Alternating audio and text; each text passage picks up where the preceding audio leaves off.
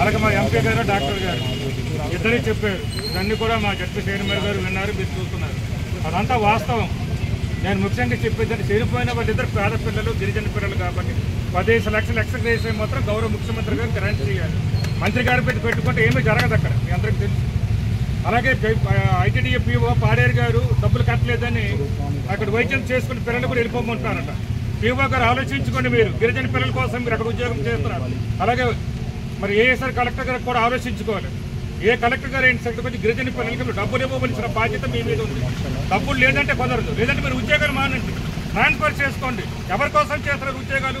గిరిజనుల కోసమే కదా. మీరు గిరిజనులకు డబ్బులు ఇవ్వరా? గిరిజన ప్రాణాలు కావా? మేము రాజకీయం ఎక్కడ చేయడం లేదు.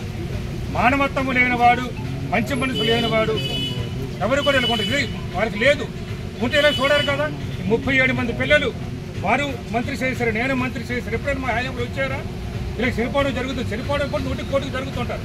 ఇంతమంది ఒకేసారి అంచెలంచెలుగా ఇంతమంది వస్తున్నారంటే ఇంకా పరిస్థితులు ఎలా ఉన్నాయి చూడండి. గురపాం నియోజకవర్గం పిల్లలు ఇక్కడ ఉన్నారు, నా నియోజకవర్గం సాలూరు నియోజకవర్గం పిల్లలు కూడా ఇక్కడ ఉన్నారు. ఇటువంటి పరిస్థితులు చాలా దారుణంగా ఉన్నాయి. మంత్రి గారు చెప్పేవన్నీ అబద్ధాలే ఉంటాయి ఎక్కువ. ఏది చెప్పినా సరే నేను చాలాసార్లు ప్రెస్ మీట్లో చెప్పాను. కాబట్టి మంత్రి గారు మాటలు పట్టేసి ముఖ్యమంత్రి గారు ఉంటే మాత్రం మీ ప్రభుత్వానికి మరి మీకే నష్టం వస్తుంది. కాబట్టి వాస్తవాలు గమనించండి.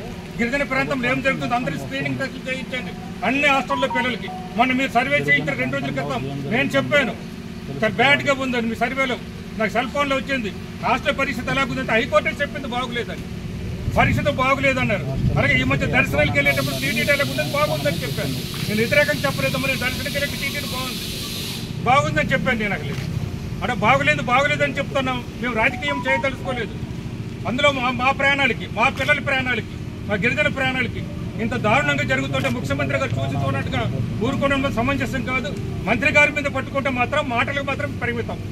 మీరు ఆలోచించుకోండి. ఆమె చెప్పేది ఒకటి, చేసేది ఒకటి. చెప్పేది ఒకటి జరగదు. మీకు తెలుసును కదా, నా మొదటి సంతకమే ఏం చెప్పారు?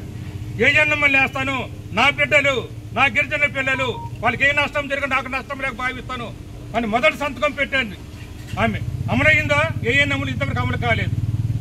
మొదటి సంతకం అమలు కాలేకపోతే మంత్రి ఎందుకండి అట్లేదు? చెప్పండి అట్లేదు. మేము ఎప్పుడైనా హామీలు ఇచ్చి ఎక్కడిసాము చెప్పని చెప్తాను. నేను చాలాసార్లు అడిగి ఈ రోజు కనుక అడుగుతాను. ఎప్పుడైనా నేను విశాఖపట్నంలో నేను ఎప్పుడైనా చెప్పిందో ఫలాంటి మీరు చెప్పారు, అబద్ధం చెప్పారు, అమలు కాలేదని చెప్పండి. మీరు అబద్ధం చెప్పడం మాకు చేత కాదు, ఉన్న వాస్తవం చెప్తాం. కాబట్టి మా వర్షం వచ్చింది, ముగిస్తాను. దయచేసి గౌరవ ముఖ్యమంత్రి గారు ఆలోచించండి. మానవత్వంతో చనిపోయిన 2 పిల్లలకి 15 లక్షల రూపాయలు ఎక్సర్సైజ్ ఇవ్వాలి. ఉన్న పిల్లలకి మాత్రం ఏ నష్టం జరగకుండా చూసుకునే బాధ్యత చూడండి.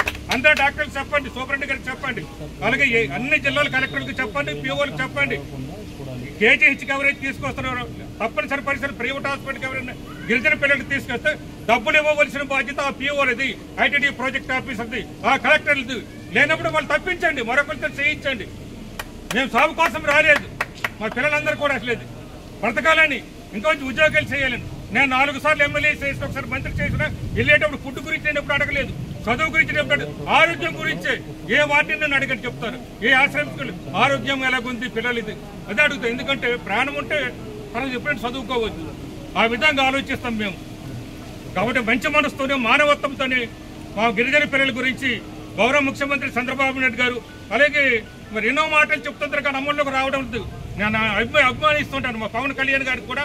దీని మీద దృష్టి పెట్టండి. మీరు దీని మీద దృష్టి పెట్టి మా గిరిజన పిల్లలకి, గిరిజన ప్రాంతం గురించి ఆలోచించాలని మనవి చేసుకుంటూ సెలవు తీసుకుంటున్నాను.